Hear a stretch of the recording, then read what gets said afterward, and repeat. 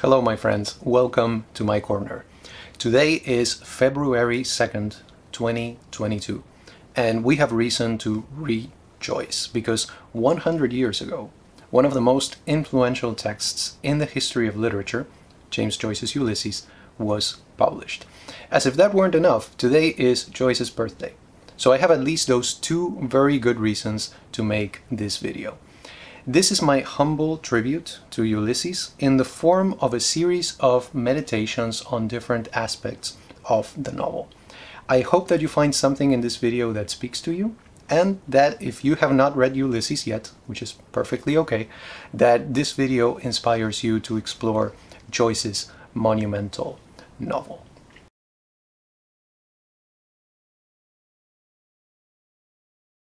Where does Ulysses come from? How do we even begin to answer a question like that? We could mention the Odyssey because of the parallels that exist between the two texts. We could mention Edouard Dujardin's novel Les Lauriers sont coupés, or as it is known in English, Wheel to the Woods No More, because that is where Joyce took the stream of consciousness technique. If you ask me personally, I see Ulysses as a text that belongs to the great tradition of satire. That's how I choose to read it. And this is a tradition that goes back to Petronius, Apuleius, through very important authors such as François Rabelais and Laurence Sterne, and also of course through Miguel de Cervantes with Don Quixote. Like all great novels, Ulysses can be read at many different levels, right? I choose to read Ulysses through the distorting glass of satire. As an example even of what the great Spanish author Ramón del Valle Inclán calls esperpento, this idea of the mirror that shows you a distorted, grotesque version of reality. As usual, however, what I tell you about a text ultimately tells you more about me than it does about the text itself. But that's my personal view of Ulysses.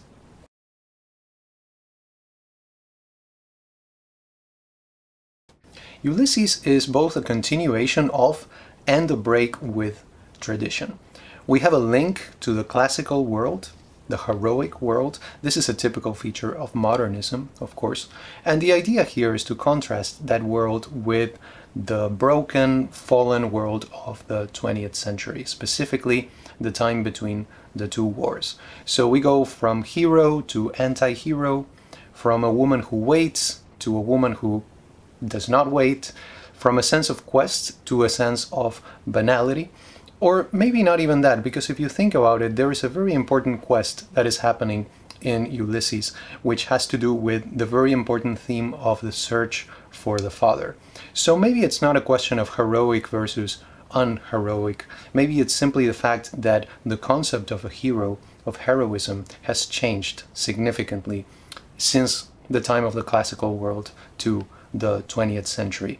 Being a hero means something completely different right now. In this way, in any case, Ulysses, what it does is to encompass and to synthesize the entirety of Western literature. Ulysses is a novel, but it is also a history of the novel, a history of literature itself.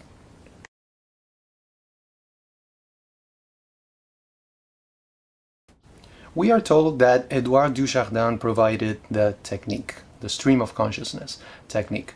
Before that, you can look to authors like Dostoevsky, especially with a novel like Crime and Punishment, where we actually get inside the mind and the thoughts of the protagonist.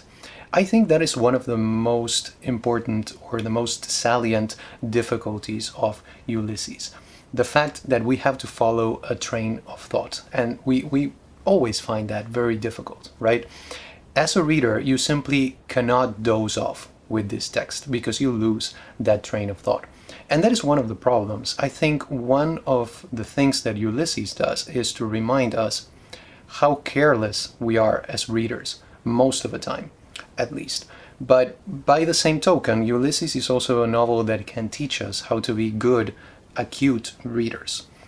Reading after Ulysses is never the same. Once you have read this novel, you're just not the same kind of reader. But then I think maybe that can be said about any novel that you read. Any novel that you read teaches you to be a different reader.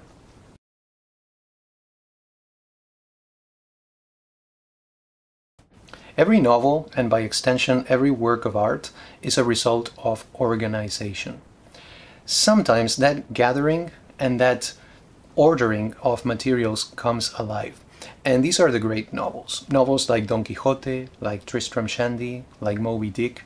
These novels that just seem to escape the hands of the authors. Ulysses is, among many other things, a kind of Frankenstein's monster. It is made up of parts that come alive when you add the spark of genius. Each chapter, as you know, corresponds to a color, to a science, and also to an organ of the human body. This really is the novel of bodily processes. You have ingestion, digestion, excretion, coitus, birth, menstruation. There's the link with François Rabelais through Mikhail Bakhtin, of course. Ulysses is a living organism.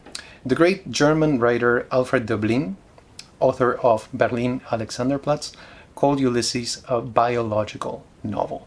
I think that is one of the best descriptions of this text that I have ever encountered. And that's why I say I see this not as an organization, but as an organism.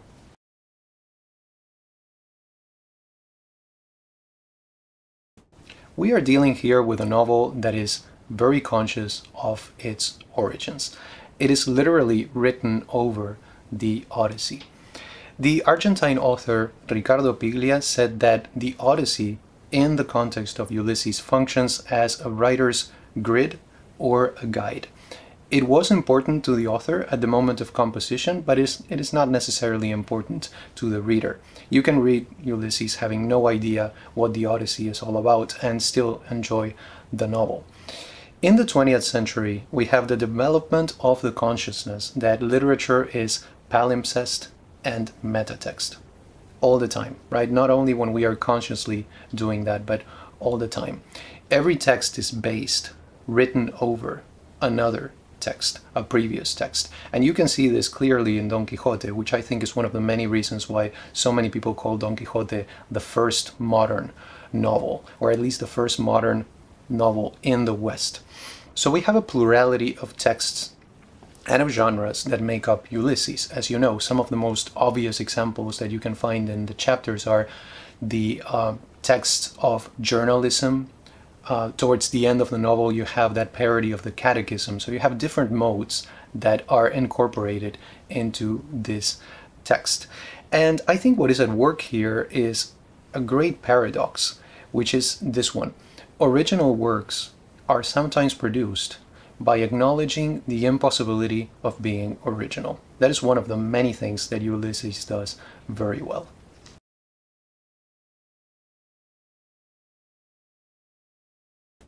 I first read Ulysses when I was 19 and in college, and my companion in the journey was this, the new Bloomsday book.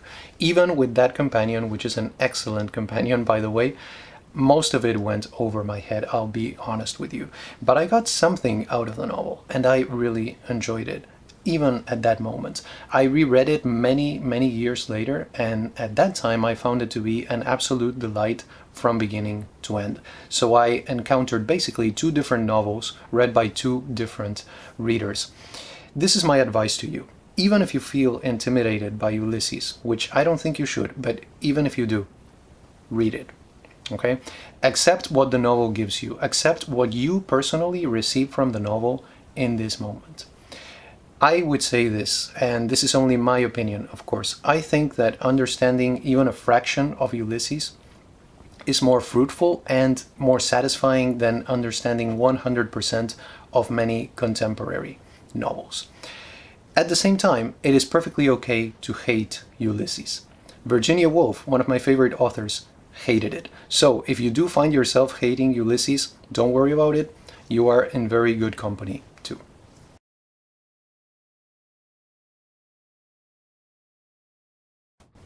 Okay, first things first. It is impossible to adapt Ulysses. Among other things, because it is impossible to adapt any novel, if you ask me. What we call adaptations are more like versions of a given text. I prefer to use the word version. The filmmaker, Joseph Strick, was notorious for attempting the impossible. He has film versions of Tropic of Cancer and A Portrait of the Artist as a Young Man. So it is not surprising that he tried to adapt or to make a version of Ulysses.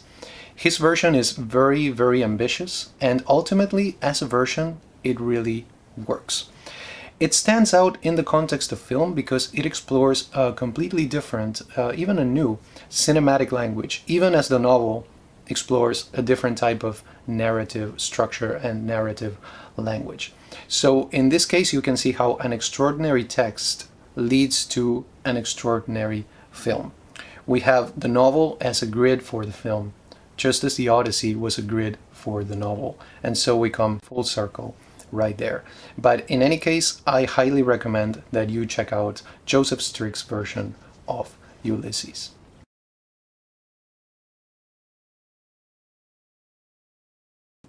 I hope you enjoyed this video, my tribute to Ulysses on its centennial. I love Ulysses. I read it as a teenager and as a young adult, and every time, each one of those times, it showed me something different, and also a different image of me as a person and as a reader.